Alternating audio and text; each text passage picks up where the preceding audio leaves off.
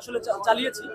ফলশ্রুতিতে যেটা দেখা গেছে, ভদ্র ভাষায় তাদেরকে ছেড়ে দিতাম, তো তারা এই ব্যাপারগুলো খুব ভালোভাবে নিতেন না এবং পরবর্তীতে দেখা যেত যে তারা আবার এসেছে।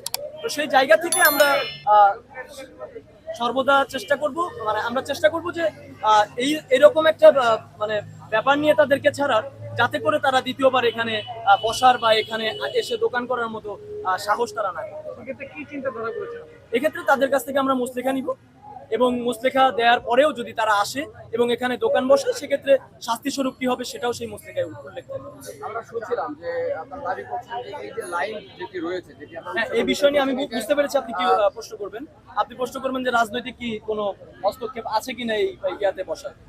এই বিষয়টা নিয়ে আসলে আমি কোনো কথা বলতে চাচ্ছি না, কেননা প্রপার ইনফরমেশন আমার কাছে নাই বা প্রপার প্রমাণ আমার কাছে নাই যে আমি বলবো যে একটা রাজনৈতিক দল এরকম করছে।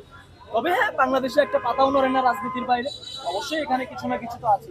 তো আমরা চাইবো যে যেখানকার যেই থাকুক, আমরা চাইবো যে এই বিষয়গুলো অন্তত তাদের মানুষ হিসেবে তাদের মাথায় থাকুক যে এটা একটি রাস্তা, এই রাস্তা, এই ফুটপাত মানুষের স্বার্থে, এই রাস্তা, এই ফুটপাত বাংলাদেশের জনগণের স্বার্থে। এখানে কোনো দখলবাজি করে বাংলাদেশের মানুষকে ভোগান্তিতে ফেলা, জ্যামযুক্ত ঢাকা শহর করা, এটা আমরা প্রশ্রয় দিব না। আমরা ঢাকা সেন্ট্রাল ইউনিভার্সিটির ঢাকা কলেজ ক্যাম্পাসের ছাত্ররা সর্বদা এটা দিতে পারি। উচ্ছেদ অভিযান আপনাদের চলমান থাকবে কি? চলমান থাকবে বলতে এটাতে